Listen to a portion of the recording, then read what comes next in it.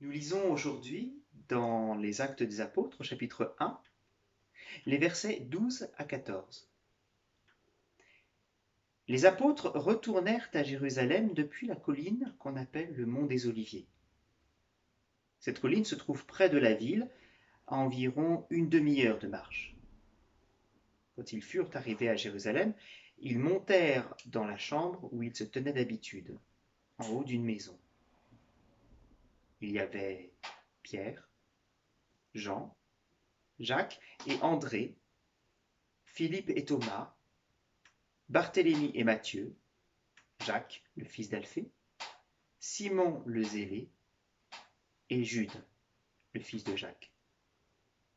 Tous ensemble, ils se réunissaient régulièrement pour prier, avec quelques femmes, dont Marie, la mère de Jésus, et avec les frères de Jésus.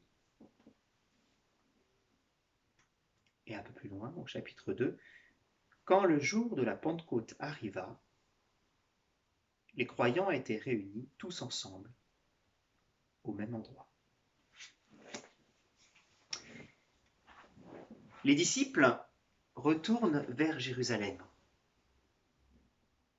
Nous les avions laissés la semaine dernière sur le mont des Oliviers, au moment où Jésus leur dit qu'il compte sur eux pour la suite. Qu'ils patientent à Jérusalem, il leur envoie l'Esprit Saint qui leur donnera la force d'être ses témoins. Que faire quand on doit patienter? Les disciples décident de prier. Jésus ne leur avait pas spécifiquement demandé d'utiliser leur temps d'attente ainsi, mais c'est leur décision. Le texte précise qu'ils le font ensemble et régulièrement. C'est au verset 14. Ils ont passé suffisamment de temps avec Jésus et savent que c'est une bonne chose à faire. Une question a suscité ma curiosité. Que prie-t-il? Quel sujet porte-t-il devant Dieu? Et nous? Que prierions-nous dans une telle situation d'attente?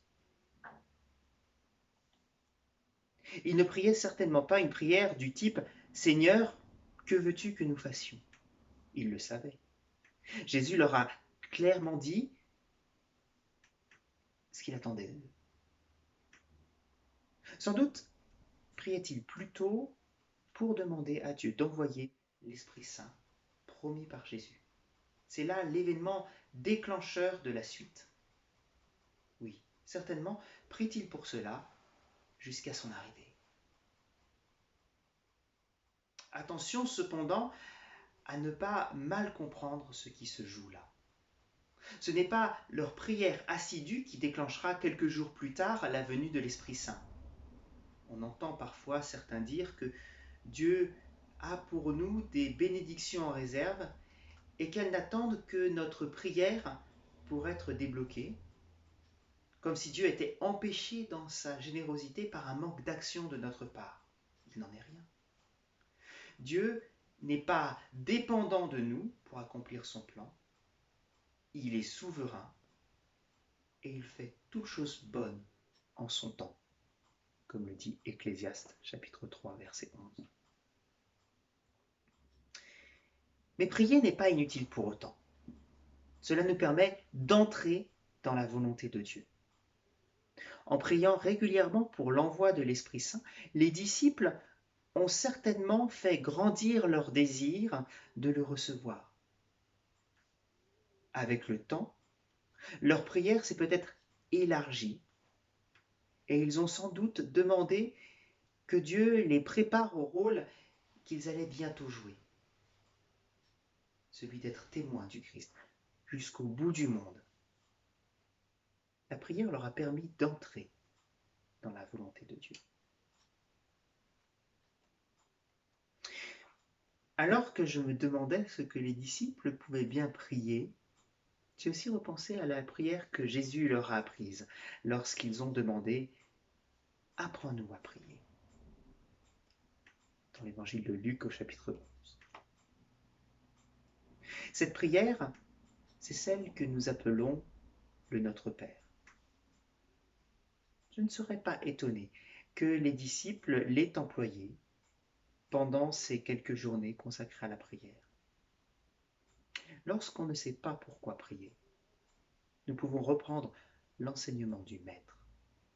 Sa prière nous guide, nous montre ce dont nous avons besoin et nous amène à faire nôtre la volonté de Dieu pour nous.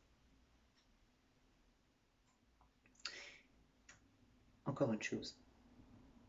Avez-vous remarqué que Luc prend soin de dresser une liste de qui était présent lors de ces journées de prière? S'il a tenu à faire passer cette liste aux générations suivantes, c'est qu'elle a son importance. La suite du livre rapportera de grandes avancées de l'Église, des miracles étonnants, des prédications marquantes. On y verra agir de grandes figures, en particulier Pierre, puis Paul. Mais c'est là, dans ces quelques jours de prière, que tout a commencé. Et ceux qui étaient là, présents à ce moment-là, ont joué un grand rôle, quand bien même leur nom apparaît pour la dernière fois dans le texte biblique. Et cela ne m'étonne pas. Je me souviens moi-même de temps de prière déterminants pour la vie de notre Église. Je me souviens de qui était alors présent, de ce que les cœurs se sont unis pour demander à Dieu la même chose. Et je me souviens de la conviction que nous avons alors reçue de la part du Seigneur de ce qu'était sa volonté pour nous, de ce qu'il attendait de nous, de là où il voulait nous mener. Cette prière, réunie, répétée, est d'une grande efficacité. Non pas pour déclencher une action que le Seigneur ne pourrait entreprendre autrement, mais pour participer à l'action du Seigneur, prendre pleinement le rôle qu'il a prévu pour nous. Alors, pour aller plus loin, pour méditer ce texte, je vous propose 2 questions. La première, comment pouvons-nous mettre à profit ce temps de confinement pour prier ensemble de façon régulière? Nous pouvons le faire en famille, en couple, ou rechercher un partenaire de prière si nous ne pouvons pas vivre le partage dans notre foyer. Y a-t-il pour nous une habitude à prendre? Et la deuxième question, pourquoi pouvons-nous prier pendant ce temps? De quoi avons-nous besoin pour entrer dans l'action de Dieu, pour entrer dans la volonté de Dieu pour nous?